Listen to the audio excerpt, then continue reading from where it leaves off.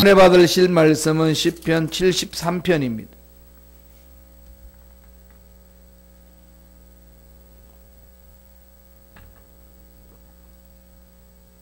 시편 73편 12절로 23절까지 말씀입니다. 시편 73편 12절에서 23절까지 말씀 다같이 천천히 합독하시겠습니다. 볼지어다 이들은 악인들이라도 항상 평안하고 재물은 더욱 불어나도다. 내가 내 마음을 깨끗하게 하며 내 손을 씻어 무죄하다 한 것이 실로 헛되도다. 나는 종일 재난을 당하며 아침마다 징벌을 받았도다.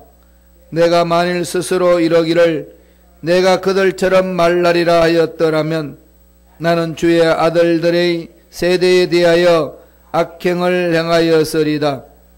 내가 어쩌면 이를 알까 하여 생각한즉 그것이 내게 심한 고통이 되었더니 하나님의 성소에 들어갈 때야 그들의 종말을 내가 깨달았나이다. 주께서 참으로 그들을 미끄러운 곳에 두시며 파멸에 던지시니 그들이 어찌하여 그리 갑자기 황폐되었는가. 놀랄 정도로 그들은 전멸하였나이다. 주여 사람이 깬 후에는 꿈을 무시함같이 주께서 깨신 후에는 그들의 형상을 멸시하시리이다. 내 마음이 산란하며 내 양심이 찔렸나이다. 내가 이같이 우매무지함으로 주 앞에 짐승이오나 내가 항상 주와 함께하니 주께서 내 오른손을 붙드셨나이다. 아멘. 이 말씀으로 악인의 형통을 부러워하지 말라. 악인의 형통을 부러워하지 말라라는 제목으로 은혜 말씀을 나누겠습니다. 신앙생활 하다 보면은 갈등 느끼는 부분들이 꽤 많이 있죠. 그런 중에 의인들이 핍박을 받고 악인들이 형통하는 것을 현실 속에서 이렇게 목도했을 때에 찾아오는 갈등이 심할 겁니다. 하나님이 살아계시면은 이 악한 사람들 손 써야지. 왜 저리 살려두십니까? 그 외에 다른 것을 볼 때 의인들은 오히려 더 핍박을 받고 힘들어하고 어렵고 막 일들이 고난의 연속인 것 같고 이 정도 이렇게 체험되어지면은 많이 이렇게 의심이 생깁니다. 궁금하고. 근데 이 부분은 반드시 해결돼야 될 부분이죠. 오늘 시편 73편이 아삽이라는 사람이 그러한 현실을 목도하고 하나님 앞에 몸부림치는 내용입니다. 아삽이라는 오는데요. 이제 우리가 이 시편 73편부터 쭉 읽어 나가면은 아삽의 시에 많이 나올 겁니다. 아삽의 시, 고라의 시, 이 부분이 쭉 나와 있어요. 그 다음에 이제 모세의 시, 그 다음에 또 다윗의 시, 이렇게 이제 5권으로 묶어놨잖아요. 시편을 150편을 1권, 2권, 3권, 4권, 5권으로 묶어놨어요. 이 모세 오경처럼 출애굽기, 레위기, 민수기, 신명기, 창세기부터 해서 5개를 이렇게 딱 묶어놓은 거죠. 그것을 이제 모세가 기록했다 이렇게 해서 모세 오경이고, 그걸 토라, 히브리 말로는 토라 그럽니다. 토라. 유대인들이 가장 그 말씀의 핵심으로 보는 게 토라죠. 토라의 근거에서 모든 것이 이루어졌습니다. 그와 마찬가지로 시편을 그렇게 구성을 했어요. 그런 중에 이번에 보는 것은 아삽의 시다 그럽니다. 아삽이 누굴까요? 이 레위 지파 중에 게르손 후예들입니다. 이 아삽이라는 사람은 다윗 왕 때에 성전을 봉사하는 성가대 3개조가 있었어요. 1부 성가대, 2부 성가대, 3부 성가대가 있었던 거죠. 그 성가대를 총지휘하는 총지휘자입니다. 그러니까 찬양 사역자를 말하는 거죠. 법궤가 성전 중심으로 늘 성막 중심으로 있다가 블레셋하고 전쟁치다 뺏긴 적이 있습니다. 그래가지고 이쪽 저쪽 돌아다니다가 오벳에돔 지역에서 이제 다윗 시대 때 예루살렘의 다윗성으로 인도하는데 그 법궤를 옮겨올 때에 제일 먼저 앞장서 나가서 찬양한 그룹이 바로 성가대, 그 당시의 성가대입니다. 다윗이 이제 그 중에서 아삽을 택한 겁니다. 레위 지파 중 게라손 후예 중에 아삽이라는 사람을 택해가지고 총지휘하도록 만드는 겁니다. 그러니까 그 이후부터 늘 법궤를 섬기는, 하나님 앞에 예배 드릴 때 법궤를 섬기는 데에 찬양하는 사람으로 이렇게 세워졌습니다. 그 사람이 아삽이라는 분이에요. 이 아삽이 하나님을 찬양하면서 이해되지 않는 일들이 일어났습니다. 늘 하나님께 감사하고 찬양하고 모든 예배에 앞장서 나가서 하나님을 섬기는 그가 이 상황을 보니까 악인들은 형통하고 의인들은 핍박받고 어려움을 당한다는 거죠. 부르짖어도 의인들이 부르짖어도 응답이 없는 것 같고 이게 갈등이 심한 겁니다. 정말 하나님 어디 계십니까? 너무 궁금한 거죠. 이 궁금증 때문에 신앙생활에 너무 어려움이 있었습니다. 그러면서 이제 하나님이 계신가라는 질문부터, 계신다면 하나님은 선하신 분이신가? 선하다면 왜 악한 사람을 형통하도록 내버려 두시는 건가? 왜 그들은 죽을 때도 그냥 떵떵거리면서 죽고 그러는가? 악한 자들은 교만이 가득 차가지고 얼마나 사람들 괴롭히는지 그 남의 걸 다 뜯어먹으니까 살이 포동포동 쪘어요. 이런 모습 보니까 너무 답답한 거죠. 저 이북에서 이번에 이렇게 많이 평창올림픽에 동참하기 위해서 찾아온 그 예술단하고 응원단들 보니까 어때요? 다들 이쁘고 포동포동하죠. 그들이 누굴까요? 공산당원들 자제들이잖아요. 이 한국에 일어나는 문화들을 다 보는 사람들이거든. 그들은요, 이 핸드폰이 있어가지고 한국 드라마 다 보고 한국 발전선 다 압니다. 그럼에도 불구하고 이들이 내려올 수 있었던 것은 뭘까요? 그 공산당원 핵심 간부들의 사람들이에요. 그러니까 잘 먹고 잘 살죠. 포동포동. 그것만 보면은 북한이 굶주린다는 사실을 잊어버리기 딱 좋은 상황이에요. 그런데 그들을 벗어난 다른 지역에는 수많은 사람이 굶어 죽어가고 있습니다. 이게 참 답답한 일이잖아요. 그러니까 저 공산당들은 저렇게 그냥 푸동푸동 살쪄있고, 거기 저 다른 민중들은 이게 먹을 것이 없어서 길거리 다니면서 주워 먹기나 하고, 애들은 여기저기 흩어져 있고 굶어 죽어가고 있고, 이런 걸 보면은 참 마음에 뭐가 오나요? 답답하잖아요. 그죠? 이걸 어떻게 해야 되나? 이 부분을 아삽이 고민한 겁니다. 그러면서 아무리 자기가 생각을 해봐도 답이 없습니다. 그 답을 없다고 막 몸부림치면서 나아가는데, 오늘 본문에 보니까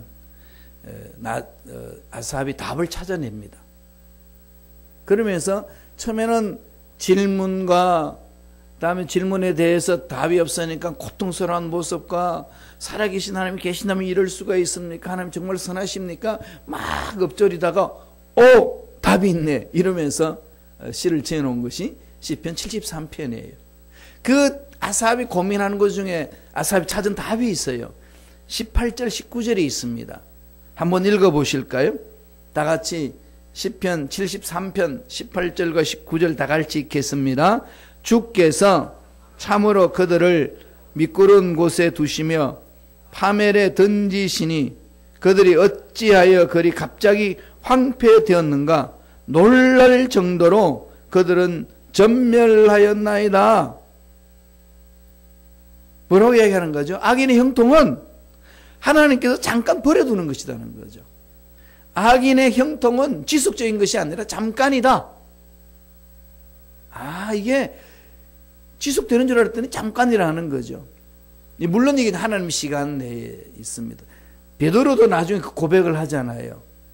하루가 천년 같고 천년이 하루 같더라. 하나님의 시간 안에서 하나님이 영원하신 분인데 그 하나님 시간 안에서 보면은 정말 악인들이 움직이는 것은 잠깐이라는 거죠.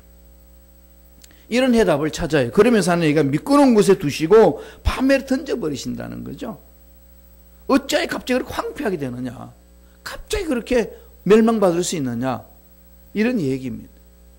소련이 갑자기 확 무너지는 거 보세요. 그러고 나서 동국권이 확 해체되어 버리지 않습니까? 지금 북한 공산당들이 난리를 치고 있는 것 같지만은 어느 순간에 어떻게 확 해체될는지 모릅니다. 그러니까 우리는 전능하신 하나님 앞에 매달려서 부르짖어야 되는 거죠. 하나님이 정하신 때에 해체되는 역사가 일어나게 하여 주옵소서. 오늘 아삽이 그거를 발견하는 겁니다. 악인의 형통이 지속적인 것이 아니라 잠깐이구나. 이 잠깐 동안 그들은 그것을 모르고 난리를 치는구나. 그럽니다. 그런데 어떻게 이러한 사실을 아삽이 깨달았을까요? 그런 질문이 많았고 갈등이 많았고 이 의심까지 막 많았던 아삽이 확 답을 찾고 이 악인들은 잠깐 형통할 뿐이구나 라는 답을 찾는데 어떻게 찾았다고 이야기합니까? 16절 17절에 있습니다. 읽어볼까요? 시편 73편 16절 17절 읽겠습니다. 내가 어쩌면 이를 알까 하여 생각한 적 그것이 내게 심한 고통이 되었더니 하나님의 성소에 들어갈 때야 그들의 종말을 내가 깨달았나이다. 인간의 생각은 도저히 감당할 수 없는 부분이죠. 어디 갈 때에 깨달음이 있었다는 거죠? 하나님의 성소에 들어갈 때에. 하나님의 성소에 들어갈 때에. 하나님의 성소라는 게 뭘까요? 다양하게 해석할 수 있습니다. 그 다양한 해석 중에서 가장 핵심적인 해석이 뭘까요? 하나님이 임재하시는 곳, 하나님이 통치하시는 그곳, 하나님이 만져주시는 그곳. 근데 그곳에 들어가 보니까 나의 궁금증이 확 풀어진다. 이 얘기입니다. 오늘날 하나님이 임재하는 곳이 어디입니까? 예배 공동체. 예배 공동체. 그래서 예배를 우리가 잘 드려야 돼요. 집중하세요. 하나님 만나는 시간 되기를 원합니다. 하나님이 내 인생의 문제를 이 예배 공동체 속에서 믿음으로 예배 드릴 때에 성령의 사로잡혀서 예배 드릴 때에 나의 문제에 답을 내주실 줄로 믿습니다. 이러면 찾아오는 거죠. 그리고 예배를 전심으로 사모하는 자에게는요, 가지고 있는 갈등을 하나님이 해소시켜 주시고 문제에 대해서 답을 던져 주십니다. 그래서 성경에서 말하는 하나님의 성소라는 말은 장소의 개념이보다도 하나님이 임재해 계시는 그곳, 그것을 말합니다. 그리고 예수님이 그러시잖아요. 사마리아 수가성에서 만난 여인이 그 사마리아 여인과 대화 나누면서 답을 주십니다. 사마리아 사람들은 여로보암 왕 때부터 예루살렘에 가서 제사 드리지 못하도록 했습니다. 그러니까 어디서 드렸나요? 사마리아의 성에서 정해놓은 거기에서 사마리아인들 드린 예배들이 장소를 정했습니다. 자기들이 베델과 다음에 단 그쪽에 해놔놓고, 그래서 나중에 그런 전통이 내려옴에 따라서 이 사마리아 여인이 주님한테 묻지 않습니까? 우리가 예루살렘 가서 예배 드려야 됩니까? 그리신 싸움에 가서 예배 드려야 됩니까? 어디 가서 예배 드리는 게 옳은 겁니까? 장소 개념을 가지고 계속 그것만 생각을 하니까 예수님이 뭐라고 그럽니까? 여기도 아니고 거기도 아니다. 오직 하나님이 전심으로 예배 받은, 정말로 예배 드린 자를 찾으시는데 어떤 자를 찾으시느냐? 성령 안에서 말씀의 근거로 예배 드린 자. 그런 그것을 옛날 성경에는 신령과 진정으로 이렇게 번역을 해서 많은 사람이 오해를 합니다. 신령과 진정으로 그러면은 그냥 어떻게 하죠? 마음 다짐하고 옷 깨끗이 입고 이렇게 이런 모습으로 생각하는데 성서원은 그렇게 말하지 않습니다. 성령 안에서, 말씀 안에서 예배 드리는 것. 엔 푸뉴마티, 엔 알레세이아 이렇게 이야기를 합니다. 성령이 인도함을 받아서 아버지의 약속의 말씀을 부여잡고 예수 이름으로 예배를 드리는 거죠. 다른 게 개입해서는 안 됩니다. 그곳에 하나님이 임재하신다는 겁니다. 그러니까 성령 인도함을 받고 말씀을 부여잡고 예배 드릴 때에 수많은 궁금증과 수많은 갈등과 수많은 문제에 대해서 하나님 만나주시고 답을 주신다는 겁니다. 그래서 성경 읽을 때도 하나님 말씀 속에 살아계신 하나님의 은혜를 체험하기를 원합니다. 말씀을 부여잡고 기도하면서 내 기도 속에 임재해 주신 하나님의 능력을 만나기를 원합니다. 아버지 말씀하여 주옵소서 그러는 거죠. 그러니까 예배 드릴 때, 말씀 읽을 때, 기도할 때 날마다 저와 여러분들은 하나님을 만나셔야 돼요. 찬양할 때도 하나님 만나는 데서 집중을 하시면은 살아계신 하나님은 그 믿음 속에 임재해 주시겠다고 약속해 주셨습니다. 그렇게 딱 예배를 드려서 보니까 악인들이 형통한 이유가 잠깐이구나. 그걸 깨달았다는 거죠. 우리 역사를 통해서 알 수 있지 않습니까? 악인들이요, 이 형통한 것처럼 막 난리를 칠 때는요, 정말로 의인들은 다 그냥 기가 죽습니다. 이게 의가 이런 세상에 안 통하는구나. 이러다가는 그냥 멸망받겠구나. 이런 생각이 가득 찬 거죠. 악인이 난리를 칠 때. 예를 들자면 히틀러 보세요. 그 히틀러 악한 것이 독일을 점령해가지고 통치할 때는 의인들이 숨을 죽이고 살아야 됩니다. 히틀러의 앞에 충성하지 않으면 다 단칼에 죽습니다. 아니면 추방당하든지. 수많은 학자들이 그 당시 히틀러 대항하다가요 다 추방됐어요. 세계적인 이목이 있기 때문에 죽이지는 못하고 추방을 했습니다. 그 덕분에 미국이요, 히틀러가 독일을 잡고 있을 때에 미국에는 수많은 학자들이 들어왔습니다. 그래서 미국이 엄청난 문화의 꽃, 사상의 꽃을 피웠어요. 독일에는 완전히 이 공허한 상태로 빠져버렸고 그 수많은 학자들이 다 일로 미국으로 건너왔어요. 그렇게 해서 아주 미국이 문화의 꽃, 사상의 꽃을 피웠습니다. 잘 되는 집안은 그래요. 그렇게 악한 이 히틀러가 난리를 쳐서 도저히 그냥 거기 발붙이지 못할 것만 같았던 그 땅이, 히틀러 지금 어디 있습니까? 56세예요. 지가 총으로 자살해서 죽었습니다. 악인이 형통하는 것 같지만은 잠깐이라는 거죠. 로마서 1장 28절에 보면 사도 바울이 악인들의 삶이 어떤 것인지를 얘기를 하고 있습니다. 그들이 마음에 하나님 두기를 싫어하며 하나님께서 그들을 그 상실한 마음대로 버려두사 합당하지 못한 일을 하게 하셨으니 그냥 내팽개 쳐버린다는 거죠. 그냥 그 잘못된 길에 그대로 그냥 절망할 수밖에 없다는 겁니다.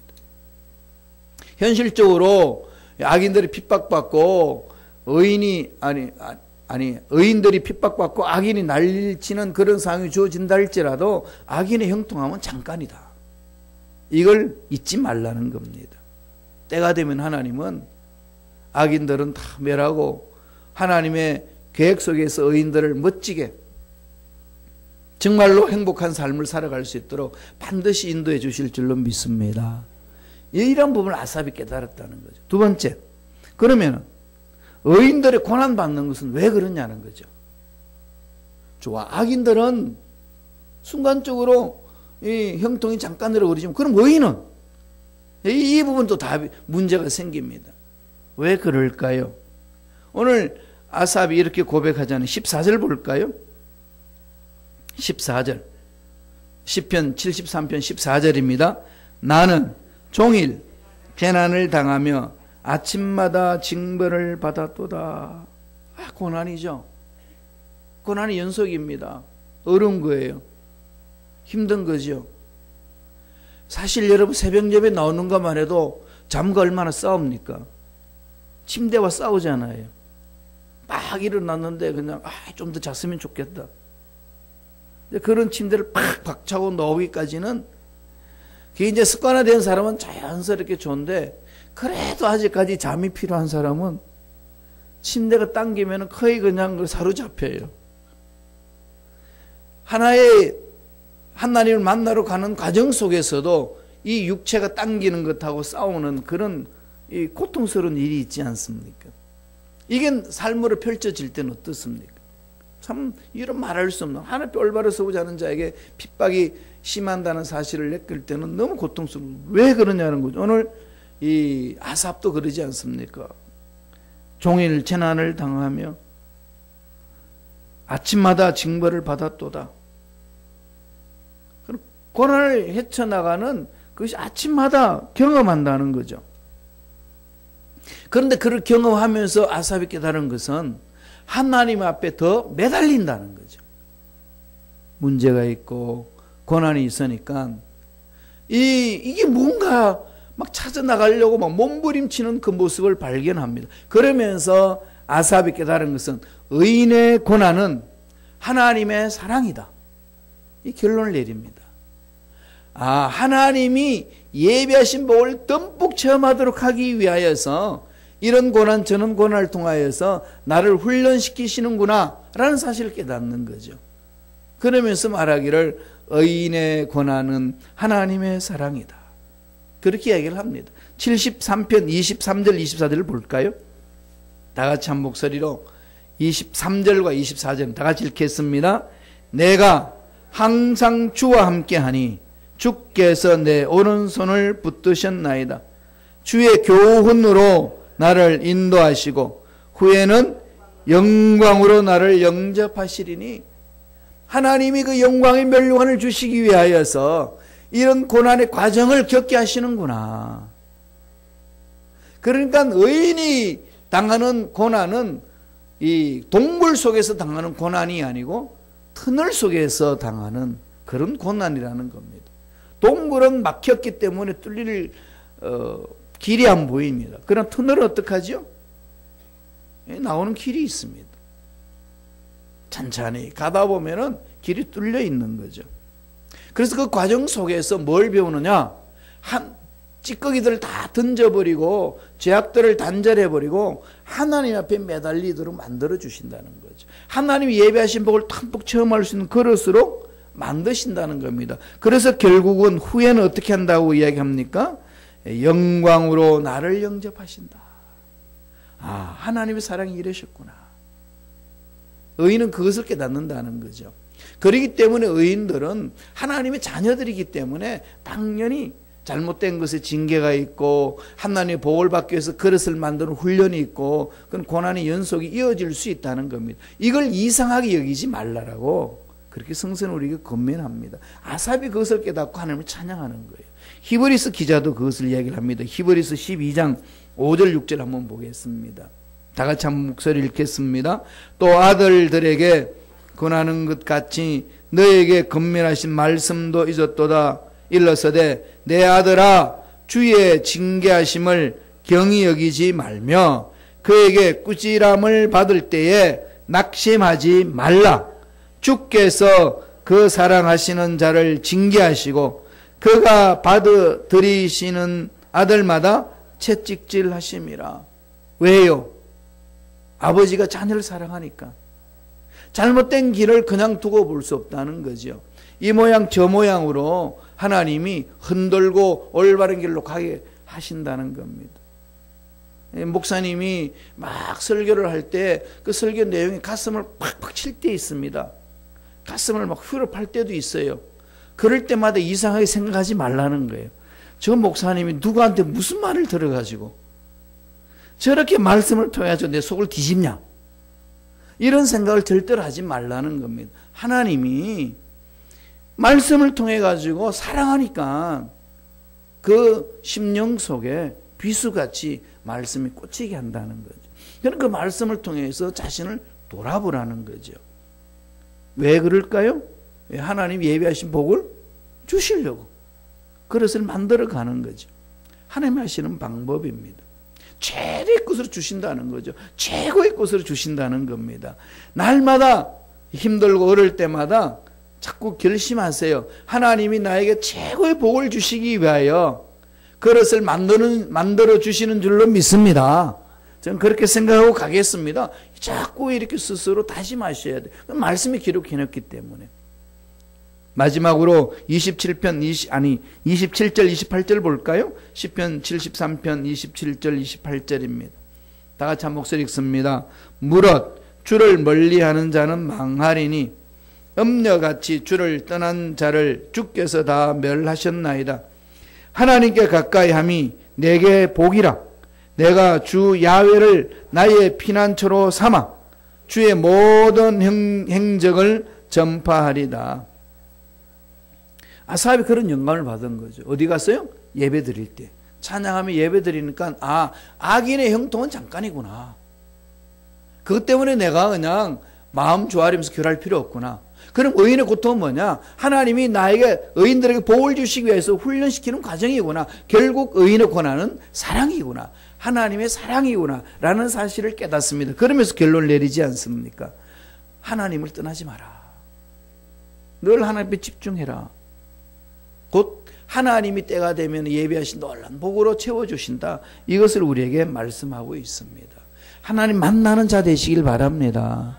예배를 통해서 만나고 찬양을 통해서 만나고 기도를 통해서 만나고 말씀 읽으면서 만나는 저와 여러분 되시기를 축원합니다. 만나셔야 돼요. 만나야 그분의 음성을 듣고 문제 해결 받을 수 있습니다. 그럴 때에 하나님이 쓰시는 일꾼이 되는 거죠. 하나님이 쓰시면은 인생 문제 풀어집니다. 그 은혜가 넘쳐나길 간절히 축원드립니다. 기도하겠습니다. 하나님 아버지 감사와 찬양을 드립니다. 세상을 볼 때에 너무나도 부조리한 세상이라 악인들이 형통한 것만 같고 의인들은 고난받는 것만 같은 그런 어려운 문제 앞에 답을 찾지 못하고 고민할 때가 많았었는데 오늘 시편을 통하여서 아삽이 고민해서 답을 찾은 것처럼 주의 말씀을 통해서 우리 답을 주시니 감사합니다. 악인의 형통은 잠깐이요 의인의 고난은 하나님의 사랑이라는 사실을 말씀을 통해서 깨달았음에 어떤 상황이 있든지 악인의 형통을 부러워하지 아니하고 의인들의 고난을 의심하지 아니하고 하나님의 사랑을 사모하며 하나님의 사랑을 체험하는 우리 모두가 되게 축복하여 주옵소서. 나사렛 예수 이름 명하노니 하나님의 권속들을 괴롭히는 마귀들은 떠나갈지어다. 마음에 갈등을 주고 답답함을 주고 하나님의 앞에 나와서 답을 찾지 못하도록 방해하는 모든 원수마귀 사탄은 사라질지어다.